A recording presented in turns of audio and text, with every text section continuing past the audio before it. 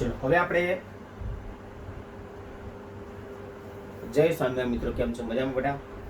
ચલો આજે આપણે આવ્યું 9મા નંબરનું લેક્ચર છે. લાસ્ટ ટાઈમ આપણે કેન્દ્રાનુરાગી વિસ્થાપન પ્રક્રિયાનો અભ્યાસ કર્યો. હવે એની અંદર કઈ પ્રક્રિયાનો અભ્યાસ કર્યો તો આપણે SN2.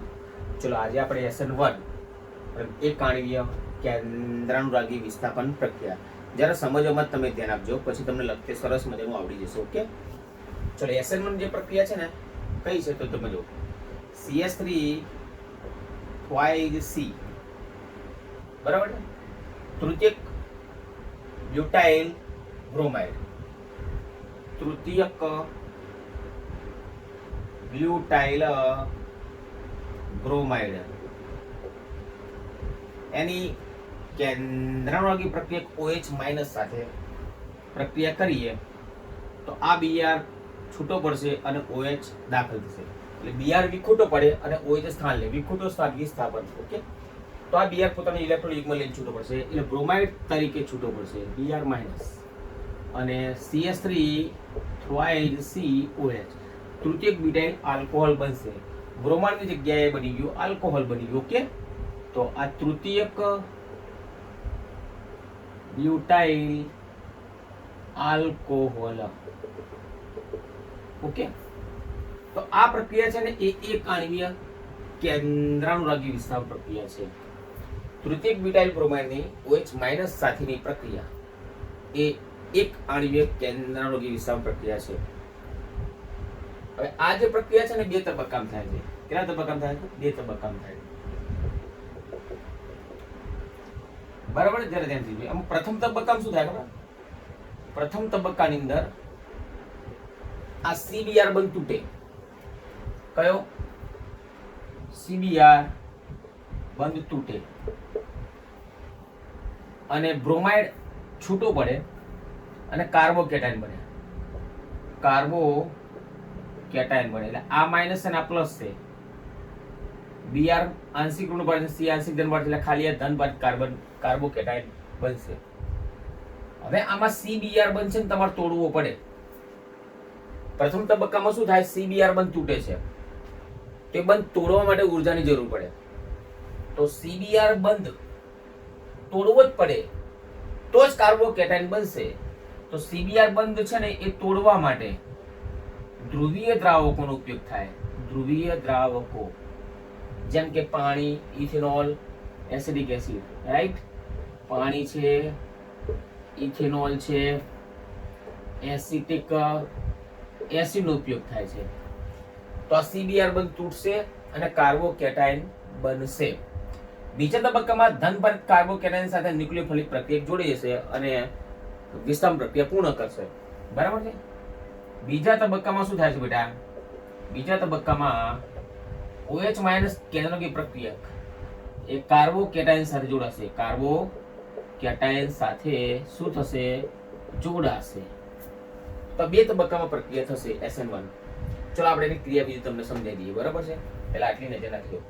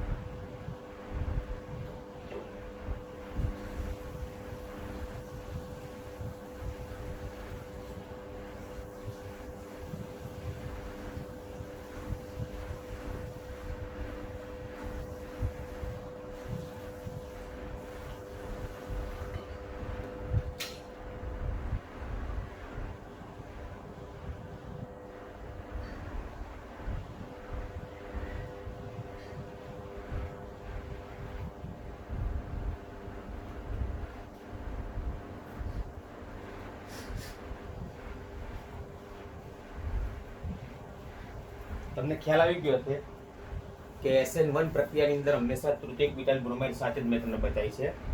તમે જરા ધ્યાનથી જોઈ શકો છો. બરાબર. પ્રક્રિયા બે તબક્કામાં થાય છે.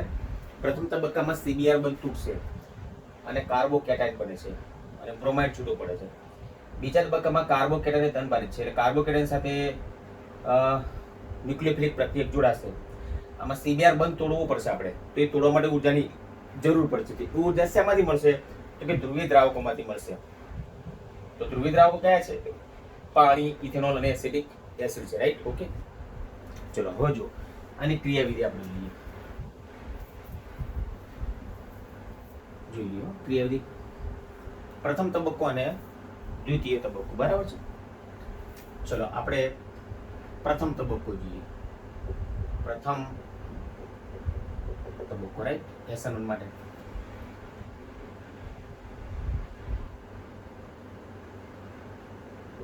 પ્રથમ તબક્કો. ચલો કાર્બન સાથે 3 CH3 જોઈએ. આ એક CH3, આ બીજો CH3, ત્રીજો CH3 અને આ CBr. ચલો Br પર આંશિક ઋણ ભાર આવશે, C પર આંશિક ધન ભાર આવશે. આ તૃતીયક બ્યુટાઇલ બ્રોમાઇડ છે. રાઈટ. તૃતીયક બ્યુટાઇલ બ્રોમાઇડ છે. રાઈટ.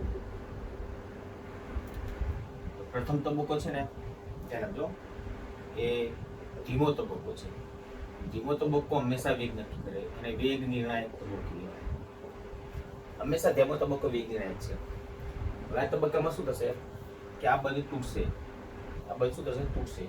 તૂટેલા ઇલેક્ટ્રોનિકમાં Br લઈને છૂટો પડશે. રાઈટ. એટલે Br છે ને પોતાનું ઇલેક્ટ્રોનિકમાં લઈને છૂટો પડશે. એટલે આ બ્રોમાઇડ થયો, જેના અવશિષ્ટ સમૂહ કહેવાય. રાઈટ. બરાબર છે. ત્યારે આ જે કાર્બન સાથે 3 CH3 છે ને, ચલો અત્યારે હાલ કાર્બનનું સંકલન કયું છે? તો કે sp3 છે. જ્યારે કાર્બોકેટાઇન બનશે ને ત્યારે 3 CH3 એક જ સમતલમાં ગોઠવાશે.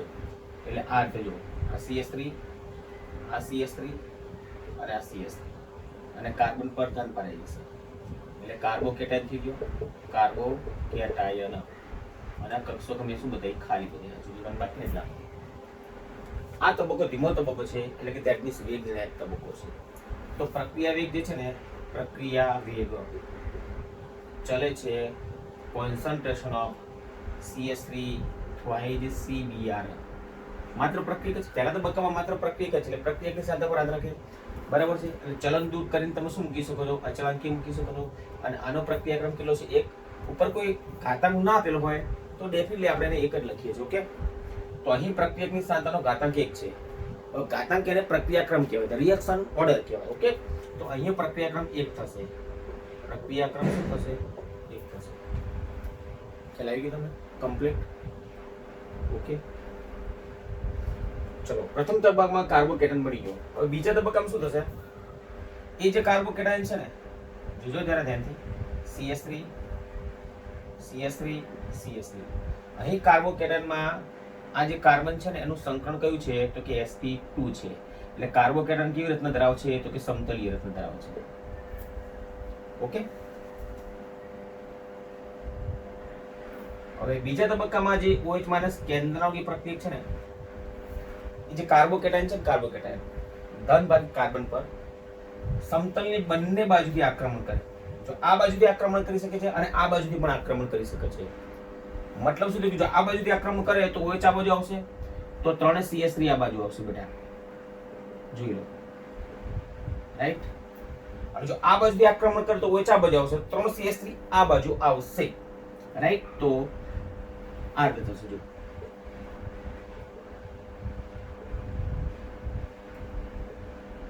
તો OH આ બાજુ આવશે. એટલે તમે જોઈ શકો છો આમાં બંને એકબીજાના પ્રતિબિંબી મળે. જો અહીંયા અરીસો મૂકો તો આનું પ્રતિબિંબ પેલું થશે, એટલે બંને એકબીજાના પ્રતિબિંબ મળે છે. એક બીજાના શું મળે છે?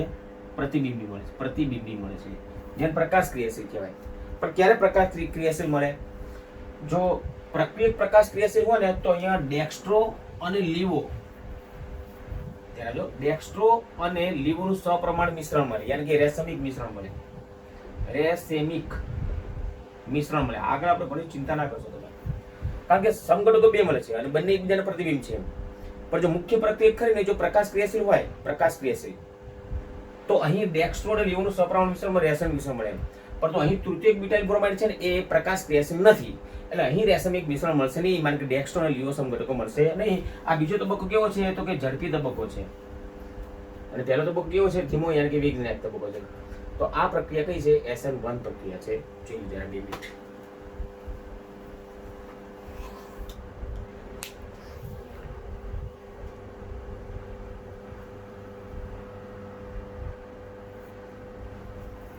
બરાબર. જો પ્રથમ તબક્કામાં CBr બંધ તૂટશે, Br માઇનસ છૂટો પડ્યો અને કાર્બોકેટાયન બન્યો, જેમાં 3 CH3 એક જ સમતલમાં ગોઠવાય છે, એટલે sp2 સંકલન ધરાવે છે.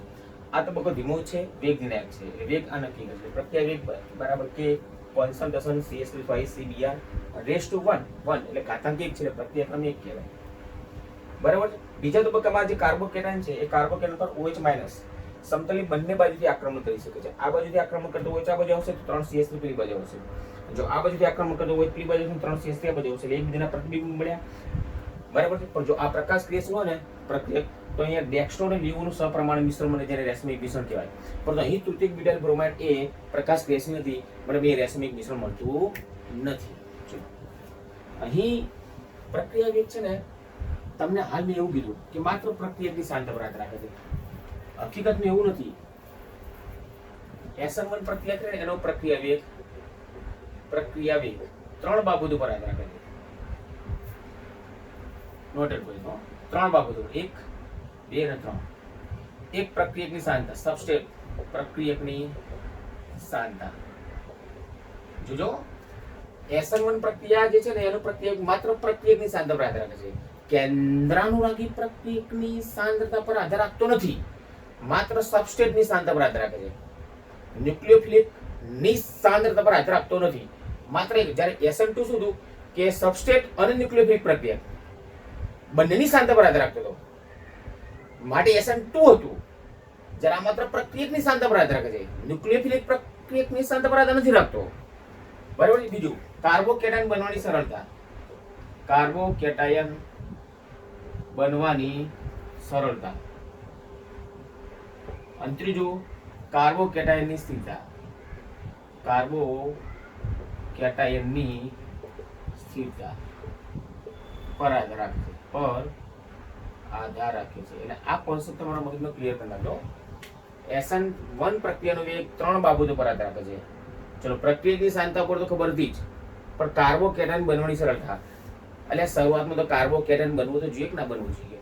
CBr બંધ તૂટે, કાર્બોકેટાયન બને. બરાબર છે. પણ કાર્બોકેટાયન 4-5 દિવસે બનતો હોય તો હું ધૂળ પ્રક્રિયા થાય. બરાબર. અને માનો કાર્બોકેટાયન બની ગયો અને તરત જ પાછો એનાથી બીજું સંયોજન બની જાય તો પણ નકવું પડે. એટલે કાર્બોકેટાયન પેલા ઝડપી બનવો જોઈએ અને પાછો સ્થાયી હોવો જોઈએ. કેવો હોવો જોઈએ? સ્થાયી હોવો જોઈએ. તો મતલબ શું થયો કે SN1 પ્રક્રિયાનો વેગ છે ને 3 બાબતો પર આધાર રાખે છે. એક, પ્રક્રિયકની સાંદ્રતા પર આધાર રાખે છે, કાર્બોકેટાયન બનવાની સરળતા પર આધાર રાખે છે, અને કાર્બોકેટાયનની સ્થિરતા પર આધાર રાખે છે. ઓકે, ખ્યાલ આવી ગયો? હવે ટેકનિક તમને આપી દીધો. આપણી પાસે પ્રક્રિયકો તો બે છે ને, હેલાઇડ તો 3 છે, 1 ડિગ્રી, 2 ડિગ્રી, 3 ડિગ્રી. તો જો CH3Cl, પછી CH3CH2, CH3X, ચલો CH3CH2X, પછી CH3 twice CHX, 2 degree, CH3X એટલે RX, પછી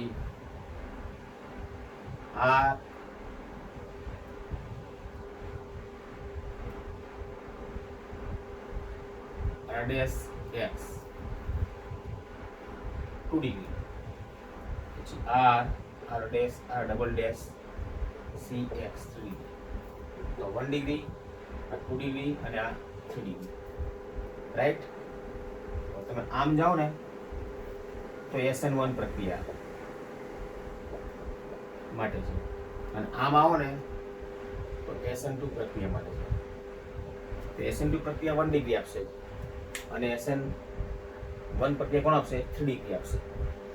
આ મોસ્ટ ટાઈમ કોન્સેપ્ટ છે, કારણ કે તૃતીયક કાર્બોકેટાયન સ્થાયી છે, જે કાર્બન વધુ સ્થાયી હોય SN1 આપશે, રાઈટ?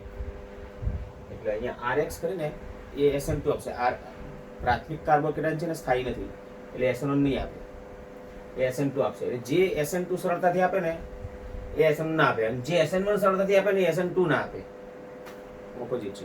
ઓકે, જોઈ લો, નાખી દો.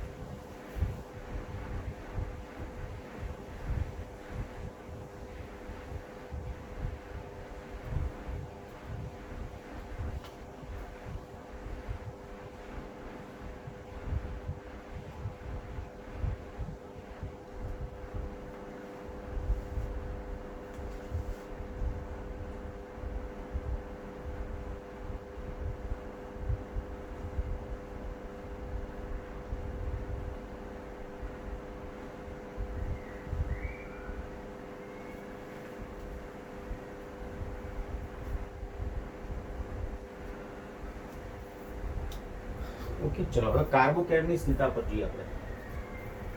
કાર્બોકેટાયનની સ્થિરતા, આ તો તમે ટૂંકમાં 2 માર્ક્સનો પ્રશ્ન પૂછાય કે સમજાવો કાર્બોકેટાયનની સ્થિરતા. ઓકે, કાર્બોકેટાયનની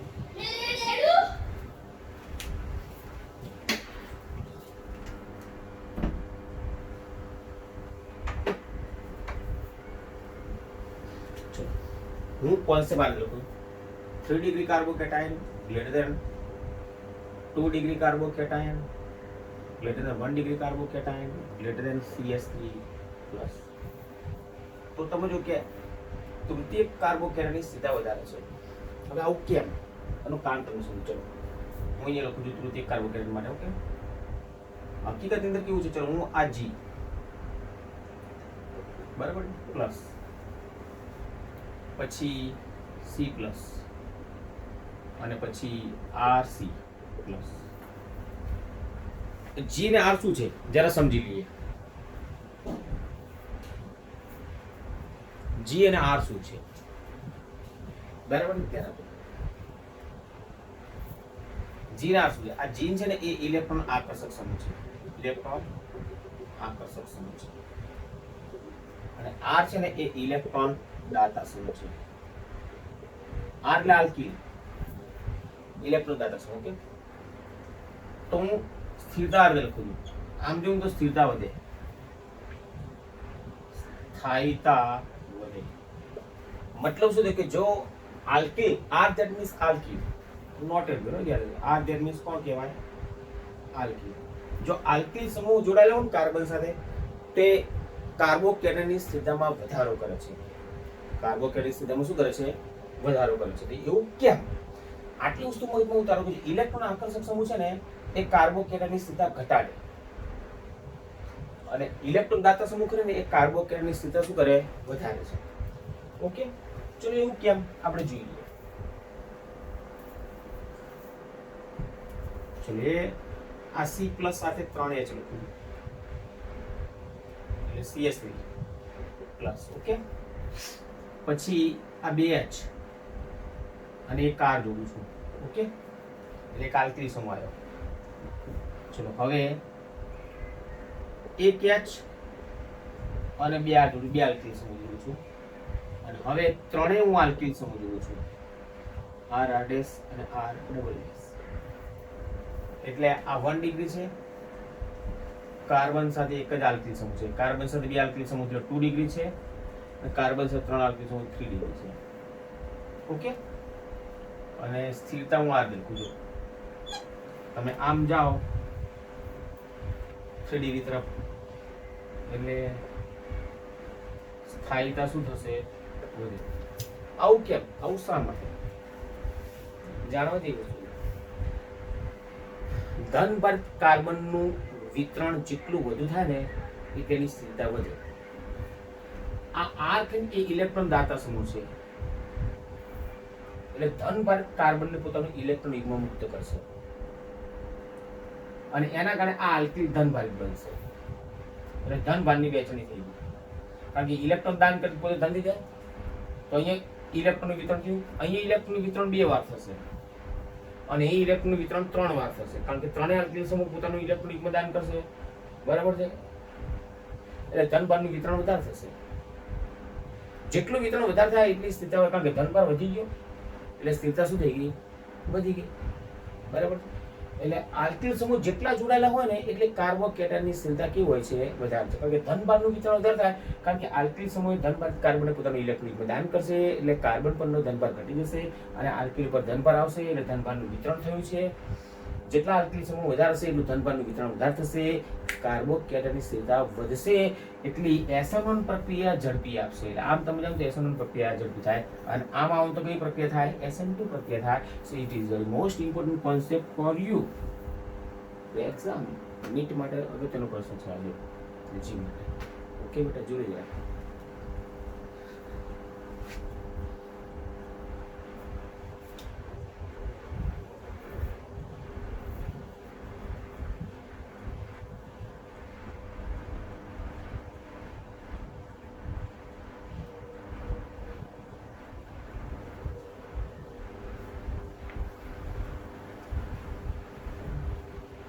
આલ્મોસ્ટ ટાઈમ છે.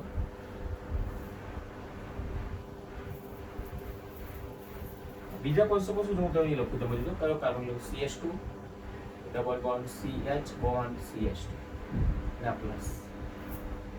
બરાબર? આમાં સ્થિરતા બતાવો. અહીં ડબલ બોન્ડ બતાવી, અહીંયા ડબલ બોન્ડ બતાવો. CH ડબલ બોન્ડ CH2, અહીં સિંગલ બોન્ડ બતાવું CH2, તો બીજા પ્લસ અહીં જશે. એટલે આ બે સંસ્પર્ધન બંધારણ છે. તો બધું આ શું થયા? સંસ્પર્ધન બંધારણ થયા. તો સંસ્પર્ધન બંધારણ જોવા મળે ને, સંસ્પર્ધન તો એવા બંધારણમાં જે કાર્બોકેટાયન હોય ને એની સ્થિરતા વધારે હોય, સ્થાયીતા કેવી હોય? વધારે હોય, કારણ કે સંસ્પર્ધન છે ને, સંસ્પર્ધનની સ્થિરતા વધારે.